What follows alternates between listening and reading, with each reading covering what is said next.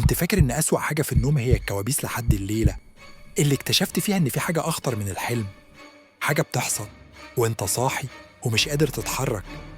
كنت نايم عادي جدا تعبان من الشغل، دماغي تقيلة، عيني بتقفل غصب عني، وفجأة حسيت إن في حد دخل الأوضة من غير ما الباب يتفتح. حسيت بخطوات تقيلة على الأرض، مش خطوات بشرية، صوتها كان زي سحب شيء ميت على الأرض. حاولت أفتح عيني، ما قدرتش، حاولت أتنفس وكل نفس كان أضيق من اللي قبله. جسمي اتجمد بالكامل وقلت لنفسي ده جاثوم. بس المرة دي ما كنش زي أي مرة قبل كده. في حاجة كانت واقفة عند رجلي السرير، مش شايفها بس حاسس بيها، وكأن في عينين سودا بتقطع الضلمة وبتراقبني. عرفت إنها شايفاني وما بتبعدش، كل ثانية بتحاول تقرب أكتر وأكتر، والهوا بقى تقيل كأنه بيملى صدري. رمل.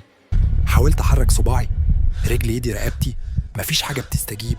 كأن جسمي مش جسمي، كأنه جثة والوعي محبوس جواه. سمعت صوت نفس مش بتاعي، اتأكدت إن في حاجة واقفة جنبي. حسيت ببرودة بتزحف من عند رجلي وتطلع على صدري كأنها يد ميتة بتجس. نبض الصوت قرب على ودني بالبطء، زي وش رجل بيزحف على الأرض. ساعتها قلبي اتشل، حسيت بضغط على صدري، وزن حد قاعد فوقيا، ومع كل نفس الوزن بيزيد وبيزيد لدرجة إن عيني دمعت بدون ما أقدر أرمش. فجأة نفس ساخن لمس ودني، كان في صوت حد بيهمس اسمي بطريقة مقطوعة ومشوهة. عرفت في اللحظة دي إن اللي فوق صدري مش حلم، مش وهم، مش خيال، ده وجود حقيقي، حاجة بتتنفس وعايزة تشوف ردة فعلي. في اللحظة اللي حاولت فيها افتح عيني غصب، حسيت بخربشة على جنب، وشي حاجة بتنحت اسمي على جلدي، وكان الألم بارد وواقف. اللحظة اللي كانت المفروض تكون حلم بقت حقيقة. أنا شميت ريحة تراب مبلول وريحة قديمة كأن حد اتفتح عليه قبر من سنين، وصوته أقرب لودني وقال حاجة عمري ما كنت مستعد أسمعها. قال ما تنمشي على ظهرك تاني، وإيده نزلت على رقبتي وكل حاجة بقت سوادة. وقبل ما أفقد الوعي سمعت صوت تاني، مش منه صوت موبايل بيصور.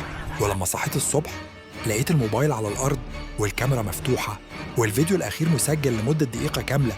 كنت في آخرها نايم ثابت وعيني مفتوحة والباب ورايا بيتقفل.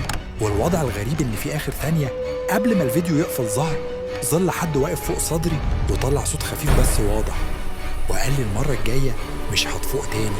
وبعد الليلة دي بقيت بخاف أنام، بخاف أقفل عيني، مش بسبب الجثوم، بسبب حاجة أنا متأكد إنها كانت موجودة معايا. الحاجة اللي قعدت فوق صدري وتنفست في وشي ولسه مستنياني أنام تاني